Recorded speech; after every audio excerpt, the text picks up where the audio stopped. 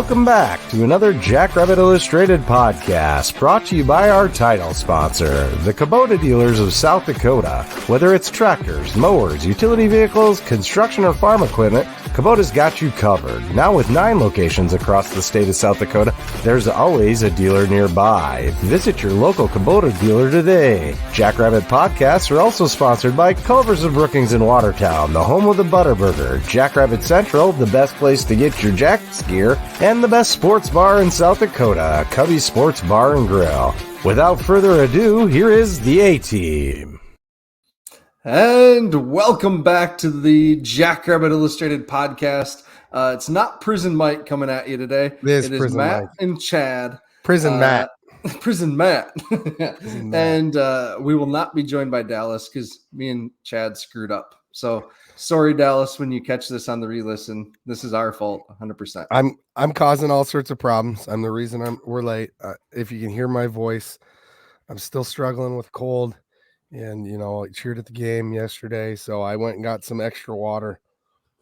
Yeah. So hopefully my voice is tolerable. And that's why the mic's extra close, too, just so I don't have to try and talk loud. So, yes, we're late, guys. We get it. I'm sorry. It's my fault. Call me Ben Jr. I don't know. It's okay. You're eating an awesome sandwich. So, for those of you that don't know, which would be everybody but Matt, my wife handed me an excellent Philly cheesesteak 5 minutes before we went live for supper. So I inhaled that apparently and needed some water to wash it down. Yeah. All right. So what is on my head? So these were the things that were going to protect us from COVID that Egan Lickus was selling a few years ago. And this is the 605 Hogs edition. There's also a checkerboard edition. They don't get made anymore. And so I call them Gators. Yeah, I don't know. I like mine. Gator. So I'm rocking that and the 605 Hog shirt today because folks, I lost faith in the 605 Hogs for a brief moment yesterday. I did. Would that be like a half a game? Yeah, maybe like a first half of a game potentially. So I don't know about you, Chad, but I was a little disappointed in that first half performance. What about you? I wasn't impressed. I wish. There's a lot of factors, right? There was a lot of things that happened that maybe could have happened different, and I don't know that it was. I don't know what it was. It seemed like a lot of things that I thought I saw, right? And this is an opinion, so shoot me. It seemed like Zay was running a little more timid than normal. Don't know why. Did not look like that at the second half. That I can tell you that. All of our guys on offense kind of seemed timid. The defense seemed like they weren't making decisions as fast as they normally do. And that cost us. We knew they were going to come out and they got some dudes. We knew they were going to have some success on offense with their big guys and that they'd likely wear down. And that's been true all year for both the offenses and the defenses we faced a little bit. Mm-hmm. So not 100% surprised that they had some early success. But the way that they had success some of the times was a little bit on us just kind of stepping on our own feet, so to speak, and not playing our sharpest football in a lot of cases. And I mean, I love Lujan as much as anybody, but some of the play selection baffled me. But Jace was pointing out that 3 possessions in, we were probably still running on our scripted plays because we hadn't ran that many plays, which could be too. And maybe that's part of it. I wouldn't think that you'd just continue to run scripted plays then, but it seemed like kind of like that one game, was that SIU, where we just kept trying to throw the ball to prove that we could, and it wasn't really working. It was kind of like the antithesis of that. We kept trying to run the ball to prove that we could in the first quarter when we had the wind at our back. I felt like we maybe should have utilized that a little bit more to our advantage. We didn't. It didn't end up costing us the game. So how upset can I be a W is a W, even if it's only 1 point. That's what I told Deb Gronowski at Cubby's when we were sitting there eating the Italian nachos for Alex's lemonade stand to get another $2 donated. A win's a win. It doesn't matter. That's at the end of the day, a win's a win. It's survive and advance. Yep. What Kevin Marshall says here, y'all were gettable for the second time this season and didn't get got.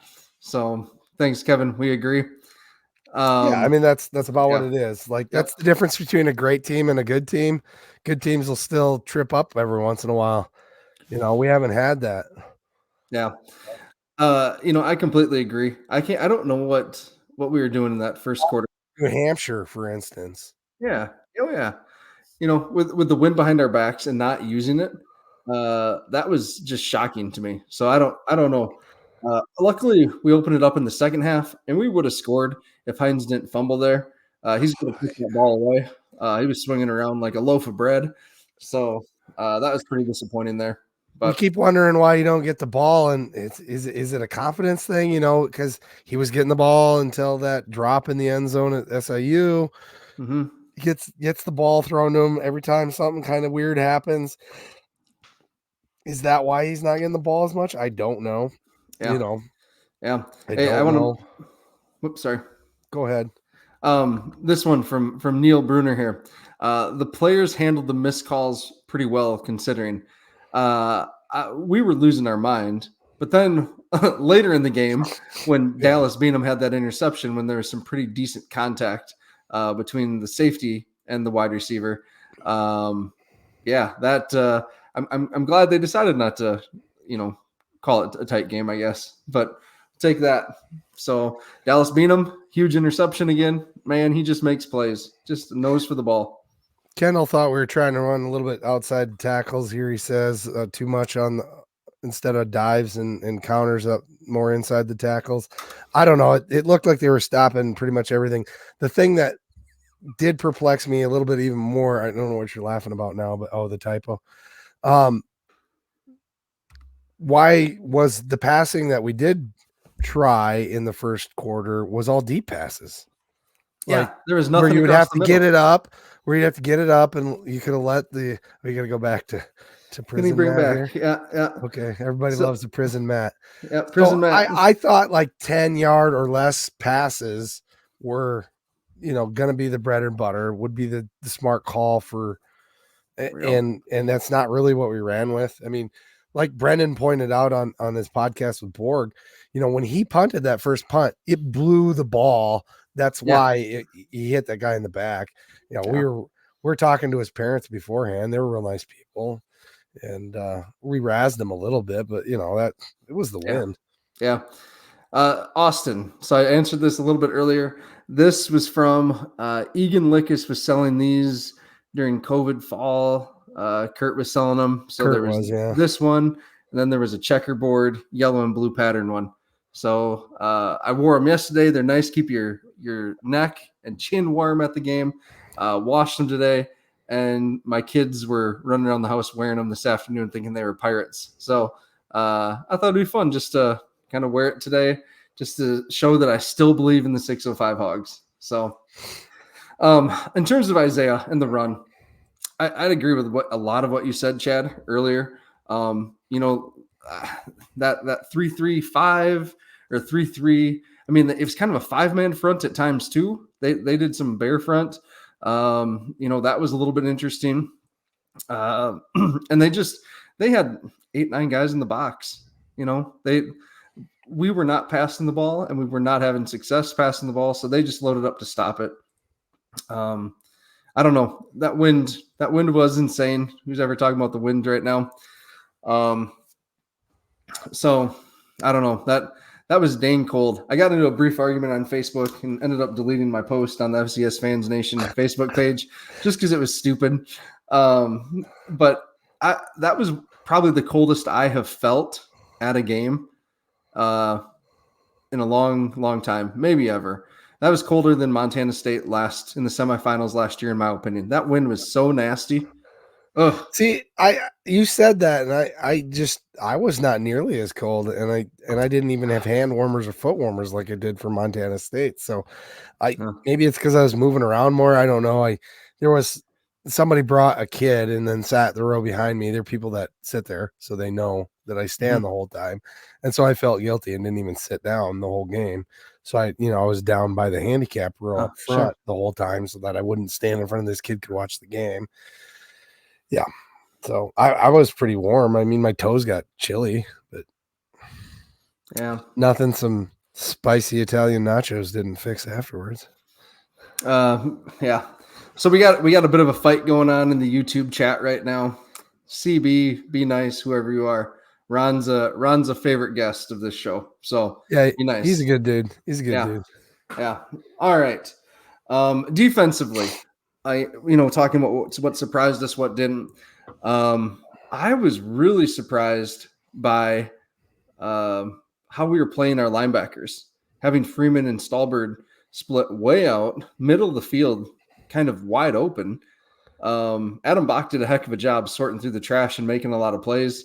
Our defensive tackles played pretty well overall. But there were a couple plays that they were one tackle away from breaking a long, long run. Kobe Herter, I thought, made a couple really nice tackles along with Tucker Large. So I didn't necessarily like how we were aligning on defense either, but we seemed to be pretty terrified of their deep ball. I don't know. Did you see that? I don't know. That's basically, I couldn't say it better, Matt. There was a couple times they had the perfect play called, like the one blitz we had on. I was in the second half. I'm pretty sure they were on their half of the field down by like the 30. We ran blitz on the outside, the right side, and they screen passed that way. It was like, oh man, did they know what we were doing and make that call? I mean, it looked like it. They were killing us with the screen a little bit. I didn't like that, but again, you can't really argue too much with the results. That was in the third quarter, right? When they were really effective on the screen. Yep. And that's when they got their 3 points in their second half. So that's all. But yeah, something we just didn't, usually it feels like we're pretty good at sniffing out the screens. We were just dead set on getting the quarterback. Yeah, and Uncle Jesse here says, our cousin Jesse says it's two third downs in a row that they did that, and it's like, really? We're just gonna let them get away with it? Yeah, exactly. Garrett, let's bring this up. So Garrett, you always bring this up, and this is a really good point. They should be respecting the long ball, absolutely. But I think the conditions, maybe though yesterday didn't necessarily warrant as concerned as we were. They have D1 coaches too. Yeah, that's a really good team. That's a really good Villanova team. And I do think that they were underestimated nationally. I think part of that is because they're on Flow Sports and nobody gets to watch them, because I know the only people I know that have Flow Sports are diehard wrestling fans. Alex from our team is one of them. But I don't have it. I'm not going to pay, the $100 or whatever it is a year to be able to watch CAA games. There's enough games I can watch on ESPN Plus. So I didn't know a ton about Villanova. Luckily, we have a 2-game sample size now with Albany coming in. So we're going to know a little bit more. Luckily, we have some history with Villanova that we could bank on. But, man, train. So, like clockwork for 3 years.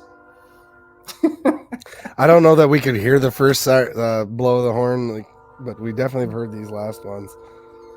And Ron Lowney, he's pretending to be a Bison fan because he hates the Grizz that much. I heard the password this week is going to be FTG, so go ahead and use that one. Oh man! Hey, speaking of the Bison, should we talk about that quick? Sure can. All right, let's actually first let's talk about Kubota, huh? Okay, go ahead. Yeah, so obviously, again, we talked about this last week. This weekend reminded us that winter is coming. Eventually, we are going to get snow, and if we don't get snow, spring's going to come eventually, and you're going to need to mow your yard.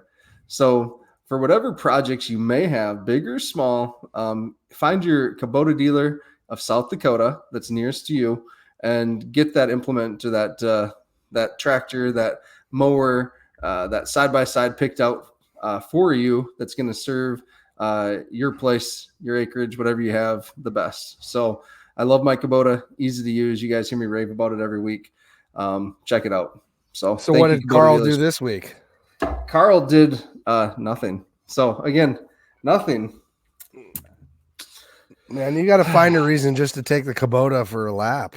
No, I just should have Miles practice driving again. Right? There you go. Hey, yeah, tell him Uncle Chad says he gets to take a ride on the Kubota. One ride with Dad, and then after that, we're letting him free to drive it himself. There we go. Don't hit any cars or buildings. Right. All right. So anyway, we were going to talk about NDSU, right? Yeah, NDSU. Geez. All right. So coming off a huge win, right, down in Vermilion. I think we both picked a better game, right? All three of us picked NDSU to win, if I remember correct. I but I didn't see NDSU winning in that way. Did you? I was standing in line again. I'm going to plug our sponsor at Cubby's, waiting to get in because it was packed. Brendan can talk about how it was packed when they showed up more later. I'm sure he will. Because they showed up 5 minutes. They left 5 minutes before the game was over. But because they had kids and they were getting cold, so they left early to get seats. Anyway, I'm down there. I get in where I can see a TV, and it's 35-3 or something. And I'm like, oh, well, this game's over. And then I'm like kind of nonchalantly talking to people, and I look up, and I think then they scored and made it 35. And I'm like, wow, why are they pouring points on this late in the game? And I look, and oh, shoot, it's not even half. And I'm like, holy cow, are the Bison even going to have to play their starters in the second half? Because, I mean, did they get to rest people? It looked like Cam Miller and everybody was out there for the second half. But and then Aiden Bauman ended up getting hurt at the end there. I think I heard he got maybe slightly concussed or something. So that's kind of terrible. But they did not look sharp against the Bison. It's like they let it slip away, and then they were too far down the hill and couldn't crawl their way back at all. And if I'm USD, I'm a little bit concerned because I look around the landscape here at these final 8 teams that were left and now these final 4. And all of them were dual threat quarterbacks, or at least have some sort of threat to run. Aiden Bauman does not. And I just don't know if being a true pure pocket passer like he is can work at the FCS level anymore. I just don't. I don't know. I would be very concerned about that. And I know that Davis, would prefer probably a dual threat quarterback at this point, but I think they have Bauman for 2 more years, right? So I don't know. I think he's a good passer. They got to get him time though. And they were not doing that. And he's got to have guys to pass to. More than one would be helpful. And they got to give him enough time to pass because he's not a mobile quarterback. So that's going to be their recipe for success. They have to find those dudes to do that. Sorry, Ron, I'm laughing at Ron Loney's comment here. Tell that to Tom Brady. Well, Tom Brady had dudes to pass to, by the way, and he did get time. And he's not an FCS quarterback. Oh, Ron, you're funny.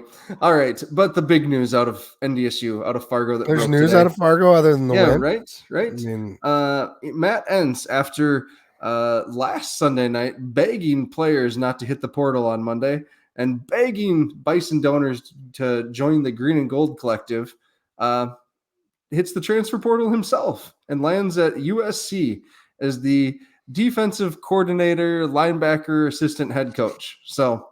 Or something like that, right? Some funny name. So kind of interesting to see him go that direction. I always thought he'd be a G5 head coach. This is a way better spot, in my opinion, to go get out of Fargo, move to Los Angeles for a handful of years, rumored to be making, $800,000+ So that's pretty nice, and not have to put up with the winter. So good for Well, Ents, I and mean, not have to to put be up with the NDSU crazies too that are trying to run him out of town for having a 60-10 record. right. So Well, he wasn't doing good at the beginning of the year when they were going to run him out of town. Now he's the second coming of what, Carson Wentz or something. But you do have to make more money to live in LA.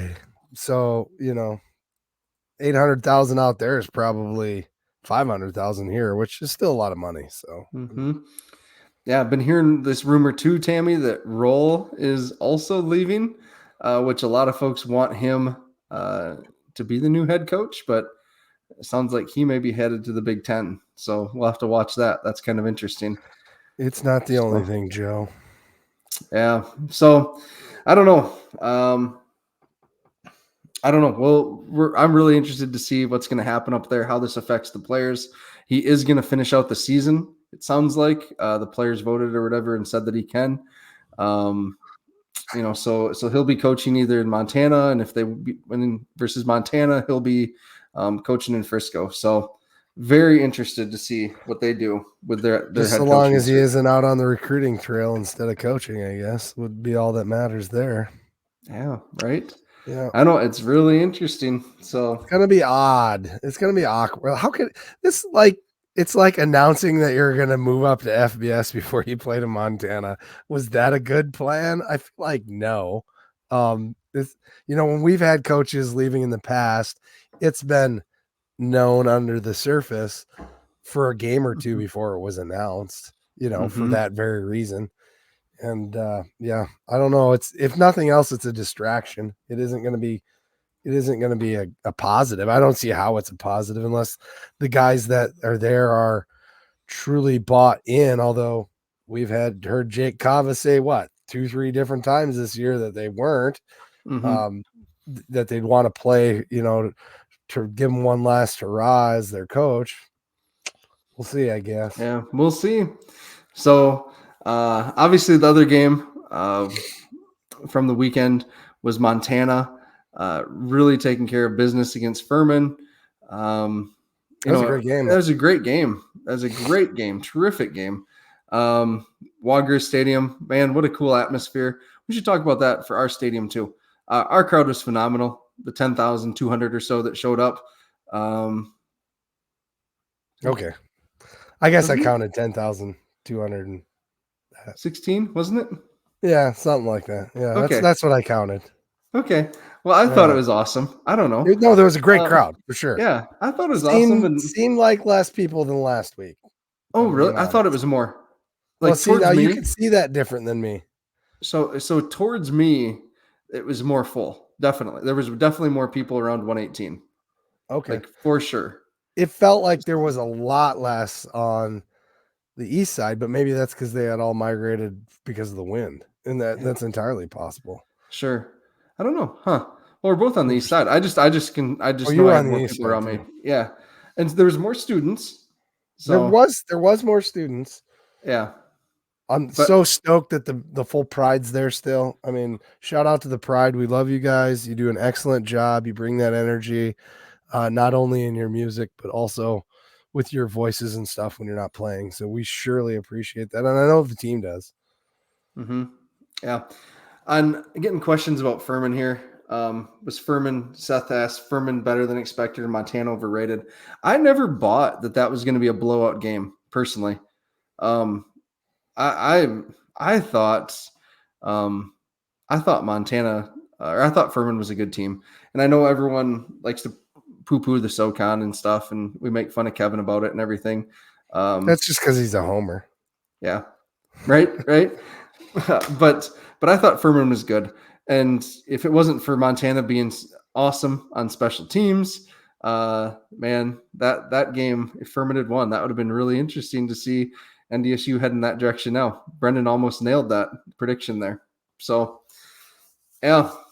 Excited to see that, NDSU out there on Saturday with all this going around their program.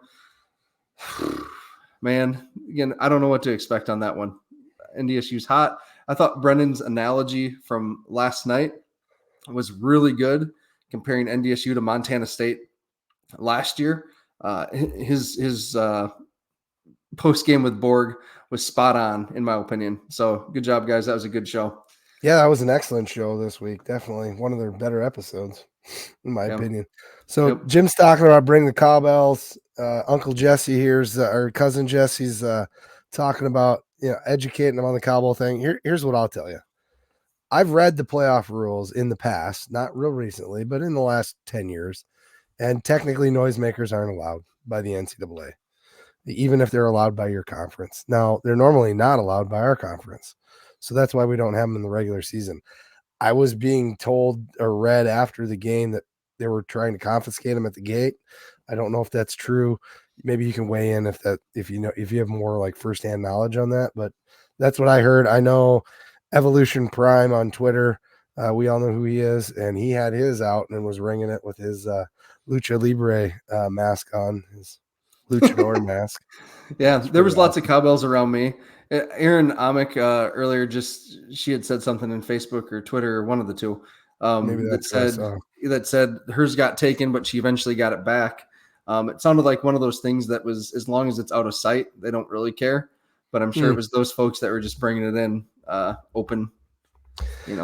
I didn't hear him as much as I did the week before. Sure. But I think the crowd was louder, so I wasn't sure if that's why I didn't hear it. So the crowd did seem louder. Like the crowd has been fantastic as far as noise. Yep. Yeah. And it was consistent too. It wasn't just in the first half. It was the whole game. The crowd was really cheering hard. So that was awesome. Yep. Terry, they can't take what they don't see. Yep. All right. So this look around at the other games is presented by Jackrabbit Central. With the three locations, obviously the stadium store is closed for the playoffs, but downtown, the campus store, and then online, jackrabbitcentral.com.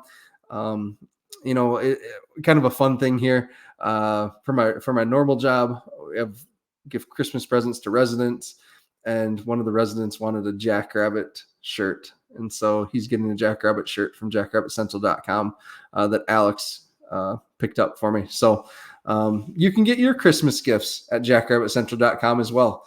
So go support them either online or in the store. Get to Brookings early on Friday and you can hit up the stores, no issue. So a little bit of a shout out to Alex for being the MVP. He picked up a Jackrabbit Central order from my buddy Tony Hummel that drove all the way from Wyoming. My bad. They're the same to me. No, they're not. He drove all the way. He drove all the way from Wyoming to come make the game, and he had an absolute blast. He said the tailgate was awesome. The game was even more fun. He said, I wish I lived closer so I could do this more frequently because it's a 7-hour drive. He didn't make it back until after 11 o'clock last night. So, but shout out to Tony for making the trip and bringing his dentist Dan, who's also a SDSU alum. Oh, that's cool. It's awesome. Yeah. In terms of like bringing folks to the game, two of my best friends growing up in high school and college came to the game too. It was their first game of the year.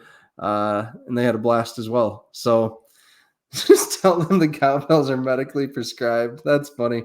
My cowbell identifies as a clear plastic bag. What are you going to do? Oh, yeah, right.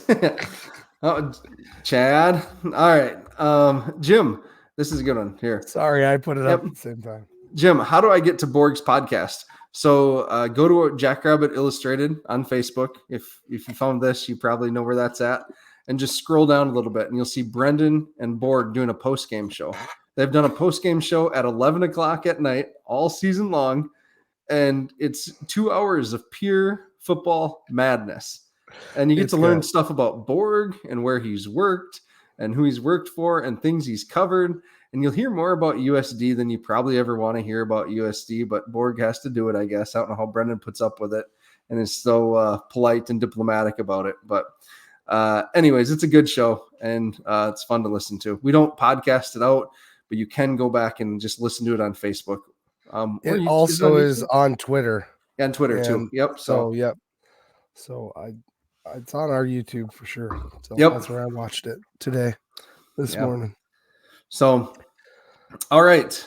The final game is last night's game, and it was Albany versus Idaho in another terrific game.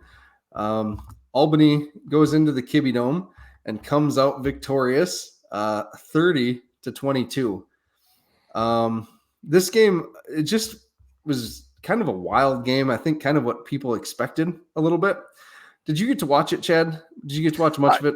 Yeah, no, I watched live the last half of it, and I went back and rewatched it before we did this. And well, what's your impressions, man? My impressions are, I think we're a better team than Idaho. That's my first takeaway. I think we're a better team than Idaho. No disrespect meant to Eck and the boys. They did an heck of a job, but they also, yeah, you like that? I'm getting better at this because we had that one double reverse play we tried, and I looked at Brendan and I said, "What the heck was that?" And he didn't even hear it. His heck. I had to tell him. I had to reiterate it. But anyway, then he laughed. So I think we're better than them on offensive line. I think we're better than them at running back. They do have a stud wide receiver in Hayden Hatton who's going away. Mhm. Giovanni McCoy is good, really good. When you pressure him, he seems to struggle. That's when he struggles. He's maybe a little quicker than Mark running, but I don't think he's better than Mark running. I think he's just a little quicker. And by all rights, watching that game, there's no way I can't say that Idaho didn't give it away. They shot themselves in the foot several times. Mhm. They had the one field goal bounce off the crossbar. Some other things they did that were kind of silly. And, they had every right to win that game. I thought they could have won it had they not made those mistakes. Now, that's not saying that Albany didn't deserve to win it. Obviously, they scored more points. But, I think being the number one run defense in the country that Albany has, and they had, 127 yards on the ground. Mm-hmm. I think the 605 Hogs very much better than maybe very much is a bit strong, but certainly more seasoned and better than the young offensive line out at Idaho. And I think we're going to be able to run the ball on this team that we haven't been able to watch except for a couple games this year. I think we're going to run the ball with the success. Giovanni McCoy had real good success throwing the ball, especially on slant routes over the middle. Mm-hmm. Albany also had the same success, so that's something we're going to have to watch because we've been a little bit, susceptible to those short passes, I think. A lot of man coverage they played on their guys, almost strictly man. So we'll see how, because we don't play a lot of man, I don't see. Albany's running a 4-3, 2 high safety, which we see a lot. So we should know how to attack that well. I like our chances. I think we will win. We're at home. I mean, Albany's from cold environment, so that's not going to be a thing. But I had a person come up to me from Philly wearing Carhartt coveralls, come up to me and he says, "Yeah, man, it's cold in Philly too, but this wind, it hits different.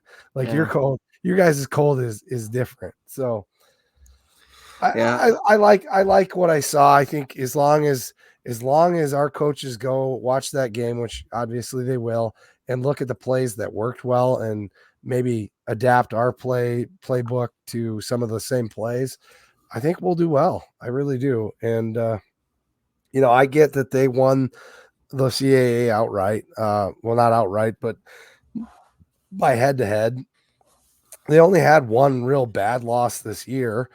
They're a good team, and their quarterback, he's legit for sure. Oh yeah, he can kill you with his legs and with his arm, and they really didn't run him much this last game. So I don't know if that was a function of what they saw from Idaho on defense or they just didn't game plan it. But I suspect we'll see a little bit more of him running the ball. Reese Poffenbarger it is, and Yep. he's up for the national player of the year, offensive player of the year award too, with Mark, right? So, and they got a guy, Dylan Kelly, who is, I guess, Jim Kelly's nephew. Okay. And he's a finalist for the defensive player, the Buck Buchanan award. So, Yep. they got some dudes, definitely. Yeah. My biggest takeaway is something you just mentioned pretty briefly. I am shocked how Idaho's offensive line held up against these guys, because Right, we've just heard, everyone in the chat here is saying that all-American defensive ends, this defensive end group is ridiculous. And they are. Like, statistically, they are. Like, they look like studs. But to only get to McCoy once and a handful of other quarterback hits, I thought it was going to be a lot worse than that. And so good design by Eck and Schleissner, getting the ball out of McCoy's hand, I guess. But it really felt like he did have some time back in that pocket too, from what I saw of the game. So I don't know. That's my big thing. These deep shots. I texted our guys today. What's the wide receiver? What's his name here? Oh, the number 13? Yeah, Brevin Easton. Yeah, Brevin Easton. It kind of feels like, how Riley Stapleton went off against us when we played James Madison. I think he may have broken out the game before a little bit, but against us, he had just an insane game. And then he had a decent career after that until he got in trouble. But that's what it reminded me of when I looked at that stat line this morning is, geez, like, this is like a Riley Stapleton game for this kid, because it's a quarter of the yards that he's had on the season just came in this game against Idaho. So, Dallas and Dyshawn and our safeties are going to have to be ready. On Kevin and Stone's show, they talk a lot about, or Stone talks a lot about how SDSU likes to keep those safeties down near the line of scrimmage, hang them low. Might have to be a game where maybe we do stay back just a little bit more. We'll see. I'm really kind of looking forward to just seeing how we match up in this one, just with another new team too, right? This is the fun part about these playoffs that we wanted. We get to face a brand new team that we don't know much about. I don't know if we've ever faced them. I doubt if we have. I mean, if we have, it's historical. It hasn't been in our modern era, so to speak. Yep. So you brought up Kevin and Stone's show. I do believe, and Kevin can correct me if I'm wrong, but I do believe this is going to be the week where Stone does the interview with Mark Gronowski. So you're definitely going to want to check that out. I'm sure Kevin will comment down in the comments here, but so he's trying to make a push to get some money for Alex's lemonade stand too. As is Quentin Hicks. Quentin chimed in on Brendan's podcast. That was awesome. So Kevin's he's saying yes. He's commenting that I'm correct. I know that that's a great segment, and it'll be great to hear from Mark and get another interviewer's questions. So. Yeah. And I think, Brendan brought it up as an idea last night, and I think we may need to talk about it in our group and push it out. But I think we do need to support Mark. We might need to put some money on the other guys. What if we could get first, second, and third in this thing? So that's something to think about. That'd be kind of cool. So, yeah. Cool fact. I like this. Seth, how do you know this stuff? Cool fact about Albany is they've only had 2 head coaches since they brought back football in 1970. They said it on the on the ESPN broadcast. Yeah. Must have been after I fell asleep. So I just caught I just caught the back end of that where they talked about how the current coach Greg what's his name? Gattiso? Gattiso? Yeah, I can't say that. Yeah. My handwriting's terrible. All right. Yeah, so they talked like he's the one that brought him into the FCS. He's an older dude. He's got he looks like a old Marine or something, blue eyes and gray hair and big as a house, Yep. All right, so we go back up. Jim's comment, December 17th. So the 3 players that are doing the Alex Lemonade stand are going to be at Cubbies in promotion of this event for Alex's Lemonade Stand. And again, we talked about Cubbies. Just pull up Cubbies. Let's do their plug right now, as long as we're here. Cubbies. Hit it. So again, if you missed it somehow, you just woke up after a couple week long sleep. Cubbies brought back the Italian nachos, which was pushed by the B team. And Cubbies is donating $2 for every purchase of Italian nachos for the next couple of months towards Alex's Lemonade Stand, and they'll be donating it to one of the SDSU players' accounts on this to Alex's Lemonade Stand. So that's really cool. Chad, you guys went there after the game. You got it. How was it? It was fantastic. Little different. I'd never had them before, to be honest, and I would order them again in a heartbeat. I did make one mistake, it turned out okay. I got to kind of shy away from jalapenos, and I knew they were on there, and I forgot to have them take them off or not put them on, so I had to take them off. So I still got a little of the zip, but turned out okay. They were really tasty, and yeah. I mean, it's a good big size plate of nachos. If I don't have to eat anything else, that means you might have to share it with a friend. But it's definitely worth going down there and getting. I'd say go anytime during the week, and you can be a little easier to get in than right after the game like we did. Everybody wanted to go get their Italian nachos, so got to meet up with Frank's dad down there and some of the other people on here, and everybody was having a good time. I'm sure Brendan's going to have some comments about his daughter getting to meet. Well, he kind of talked about it last night, so maybe I'm not spoiling it, but his daughter got to meet Mark Gronowski in person, and Deb brought him over. It was a pretty cool moment, and I'll let him talk more on that later. So that's cool.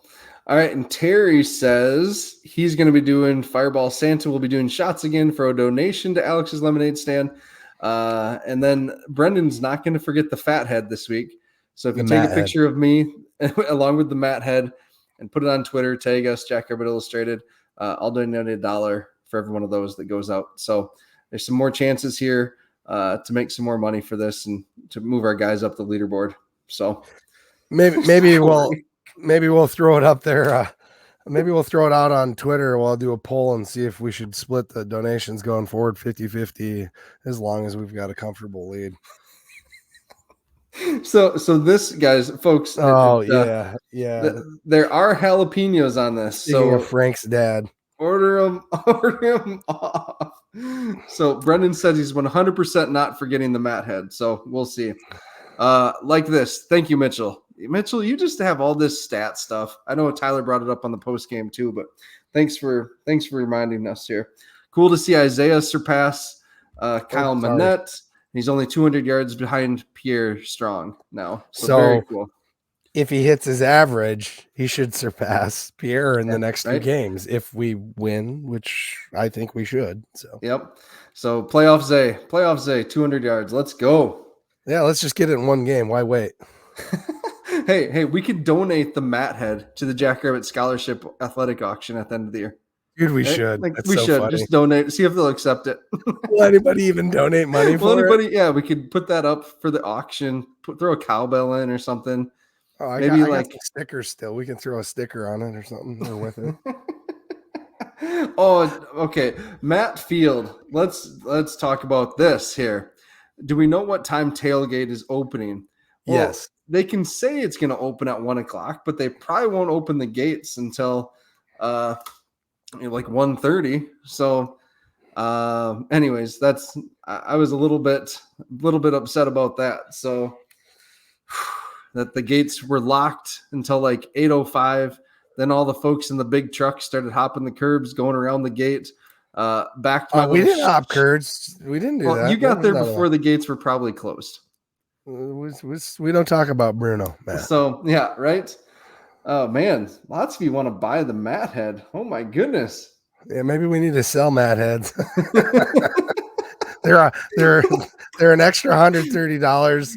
$100. They're an extra $100, and the extra $100 goes to Alex Lemonade Stand. Do you think the athletic department would accept a basket of Jackrabbit Illustrated shenanigans? I think they'd expect it at this point. That'd be Regarding funny. tailgating, it was interesting. Brendan touched on it, but since a lot of people had indicated they don't catch that podcast. We usually take to set up the 3 tents, the hair raisers tent, our tent, and then Ben's smaller tent is probably 25 minutes if we got the right amount of people there and to completely set up. Like that's everything. Just putting up the tents took like an hour and 15 minutes in the wind. It was insane. The hair raisers, I was talking with Eric and he said, yeah, they got a side by side and they're staring us down. But apparently when they went and set the tents out, they saw them starting to struggle and just went, okay, these guys are going to take too long putting their tents up. They just left. So you guys all the time. All right. oh my gosh, goodness. Ron, I'm not putting that up, bud. Yeah, we're not putting that up, Ron. All right. Okay. Hey, All will right. the Podfather like picture be included in our basket? And maybe a video of Brendan trying to hang it up behind us. Oh gosh. You nut. Okay, let's what do we have left for sponsors? We gotta do game balls for our game still. There you go. Game So balls. Chad, who you want to do who for this week's performance would you give a game ball to? Dude, I'm gonna make myself lame. It's the exact same thing you had on Really? on the rants and raves. Oh, dude, that was perfect this time. I think perfect. Chad, So. you've never said I've done a good job. I've never said you've done a bad job. It's just like that. That was the perfect people. Like I think that's who deserves it in every facet. All Matthew right. Durance's punt we haven't even talked about that. Punt block and return was one of the most awesome things I've ever witnessed in my life. That's going to be the thing of legends. And rightfully so, because that just doesn't happen. The ball bounced. I think he was as surprised as anybody that it was in his hands, and he just went, okay, I'm rolling with it. And you know, what a great guy to get that opportunity on special teams. And you know what? Like for him, like the coaches of the last couple of years have just raved about his athleticism, how fast he is. You know, he battled injuries last year, finally healthy this year. He's in the rotation at safety, plays a lot. Yep. But how he plays safety and how we play safety, he doesn't always get to show that speed, I don't think. And so actually getting to see him like, you know, top it off, that was cool, man. He's fast. He is very, very fast. So good for him. A lot about Stallbird. Oh, go ahead. No, sorry. I was just gonna say, and on the offensive side of the ball, you know, Mark would be deserving, but Zay's just playoff Zay when it comes to the playoffs. Maybe playoff Zay was not there for the first half, but he definitely was in the second half. And my dad, he made a comment. He's like, geez, that guy, there was this kid, he thought he was going to catch him on that run. You know, he got close and that guy just found another gear and he just pulled away. He put 2 yards on that guy before he knew what happened. And that's what happened. And Zay's got some speed, man. Yeah. You know, and someone asked me, you know, in tailgating, where do I think Zay's going to be drafted in the draft? And it all depends on how he runs. Green Bay. No, yeah, right. No, yeah. But it all depends on how fast he is, right? The 40's everything. You know, if he runs a 4.45, you know, third, fourth round, if he runs a little slower than that, you know, fifth, sixth, and if he's even slower than that, seventh to undrafted. So, I mean, it's all going to depend on where he runs. Yeah, they put a lot of stock in that. Unfortunately, it doesn't always translate to field speed, but it's a good indicator. And I don't know what Zay runs the 40 in, but I would bet my house it's faster than me. Yeah. You know, Tucker Large was great too. Wish Tucker would have caught the ball in that punt. Yeah. That put us in a really bad position. He can't do that. So yeah, Tucker knows better than that, and he caught the next one. So that's good. And we just about shot ourselves in the foot on that kick return, didn't we? Kick return. That was disappointing. Like they got to know the rules better than that. Somebody's like, well, he's a freshman. And I'm like, yeah. And how long has he been playing football? Yeah. Right. Right. That was a lapse in judgment. Yep. We've all been there. So I won't hammer on the kid too hard, but that was a bad call. Yep. Here's one right up your alley, Chad from Lauren. Hicks sack looked like a Tanner Sloan takedown. Sure Heck did. yeah, sure did. double leg takedown. Yep. Yeah, it was great. So that was good. So yeah, those are game balls. Again, we talked about Cubbies. Did you say a defensive game ball just so people know who we chose? Oh yeah. So I chose Quentin Hicks. Quentin Hicks was awesome. He was just incredibly physical. That sack, really just collapsed in the pocket. Just disruptive. He looked great. So yeah. And somebody's making the case for. I guess it's Tammy Young and making the case for Dallas beating him. Dude's got a nose for the ball. That definitely mattered. But Q was all over this guy. Yeah. So yeah, Hicks was great. I'm really glad Quentin's having this final kind of run in this season. Such a phenomenal freshman year, and then injuries just have taken their toll on him. And to be able to end this year how he has, just really, really proud of him and happy for him. So yeah, and plus he helped us recruit his brother. So yeah, how awesome is that? So that's kind of cool. He lives on. Yeah, pretty cool. All right, so we've talked a little bit. Anything you want to add about this SDSU Albany game? Or actually, first let's talk about NDSU Montana. Let's do NDSU Montana first. Okay. What are you thinking about that one? Kind of just as we scope it out. Boy, I thought NDSU was going to give him fits, but now with the news, I really don't know how this is going to go, Matt. I think this is going to be another tight game. And because of the news, I think that NDSU is going to peter out in the fourth quarter some point, and make me part of your hype video. I don't give it. I don't care. And I think they might just not have it at the end. I think Bobby Houck and crew are going to end up in Frisco, and I'll be happy that it'll be a fan base that's energized and happy to be there. I know that they can be a little bit much at times, but we're used to NDSU. So anyway. Yeah. I think it's going to be a good game. I do think, we've seen NDSU in the past and in this season too, struggle with mobile quarterbacks. Right. And the way that their tackling can be so hot and cold this year, I think Montana's going to give them some fits. At the same time, Cam looked good again yesterday.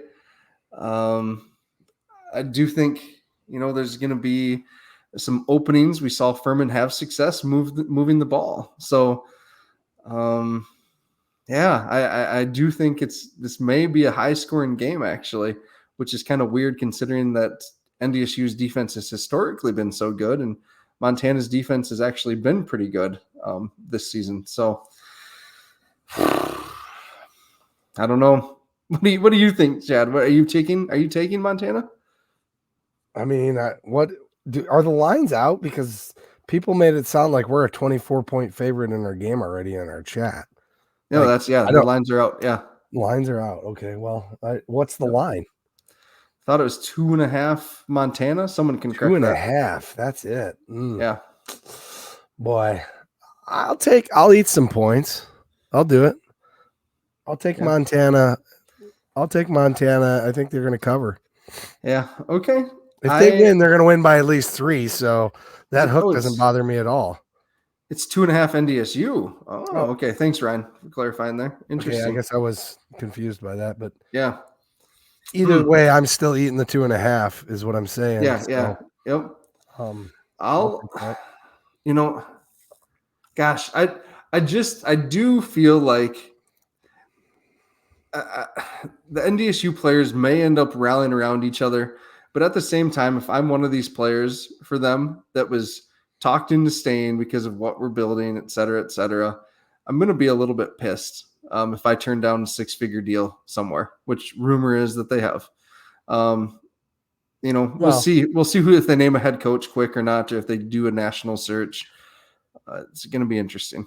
The question is if the deal's still out there and the ink isn't dry on the last one that they made, maybe, I mean, I don't know how that works with NIL. Have we seen any NILs go to litigation yet? I mean, it's still so new.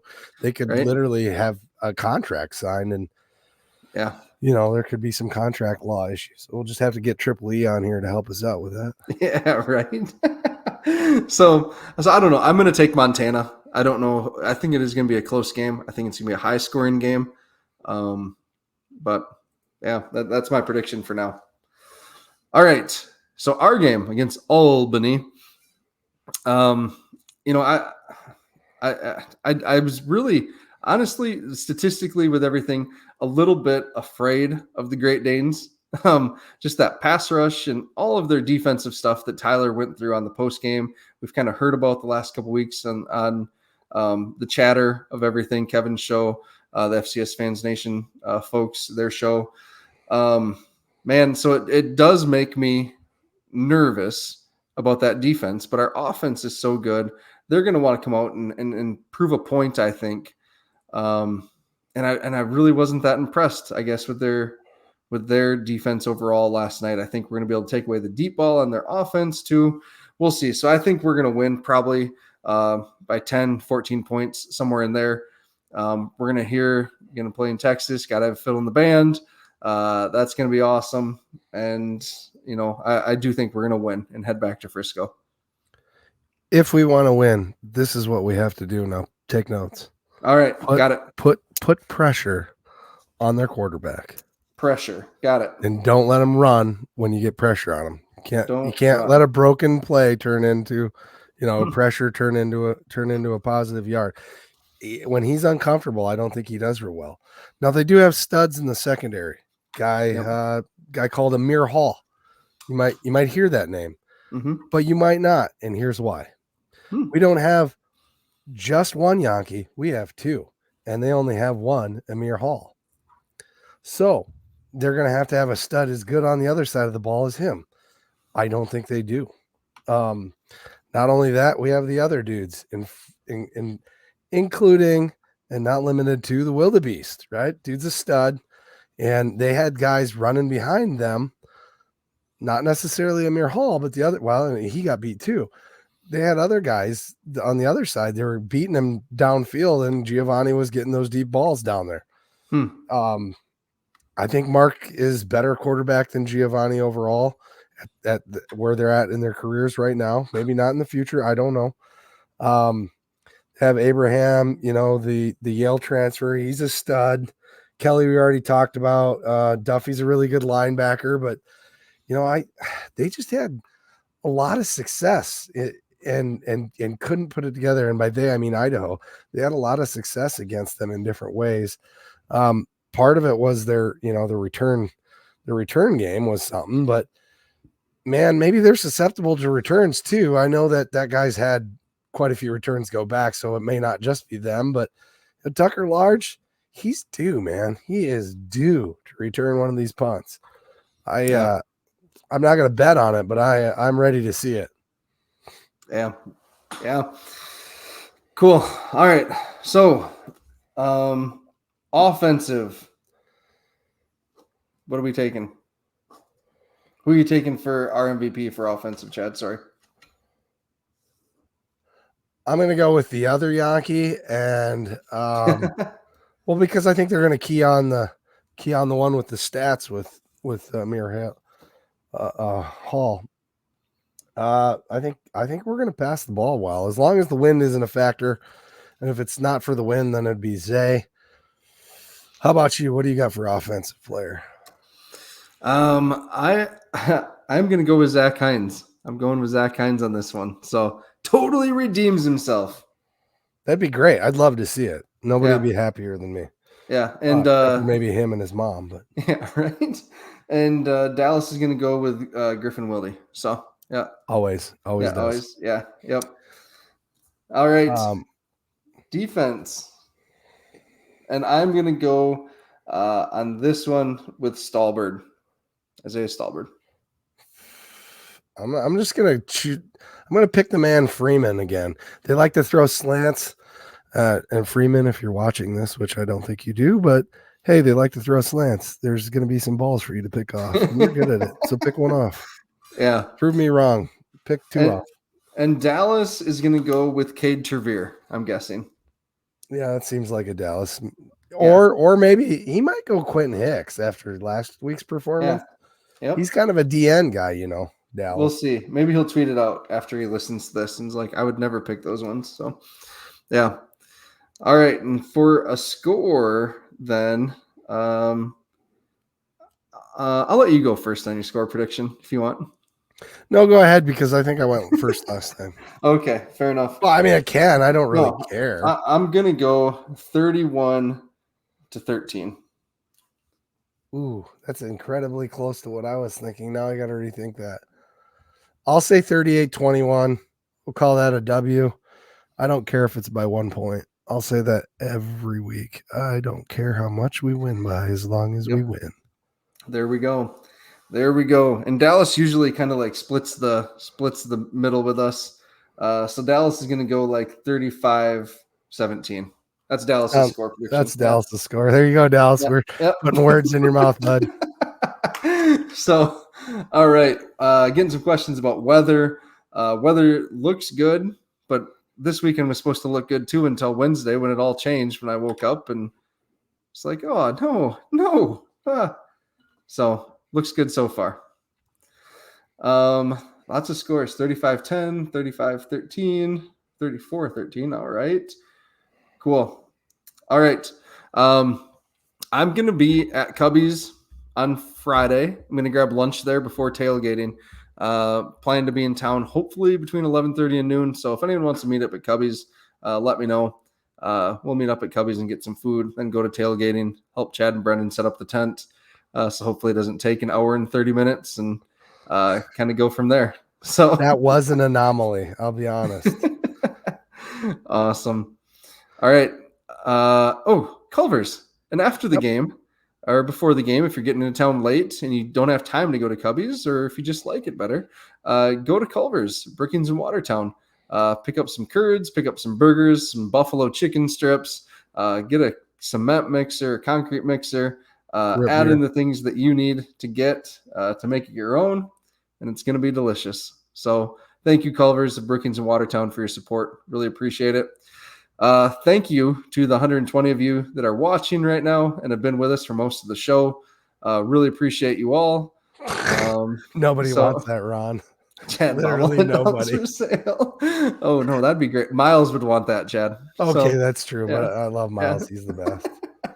All right, everyone. Thank you for being here. As always, like, subscribe, and share. Just really appreciate all your support this whole year. Yeah. Only a few and thanks more to everybody left. that comes and says hi to us when we're out and about. We'd love to spend a half an hour talking to each of you, but we'll at least take a few minutes to say hi, no matter what's going on, guys. I appreciate everybody saying hi. And I had somebody ask me last at Cubby's, she says, well, which one are you on? Are you on the A team or the B team? And I didn't even get on mouth. She's like, oh, you're that guy that's on both. Yeah. It was the gal that cursed out Brendan for cursing. Anyway, he'll have that, I'm sure, tomorrow. Awesome. All right. Thanks, everyone. With that, go big, go blue, go Jack.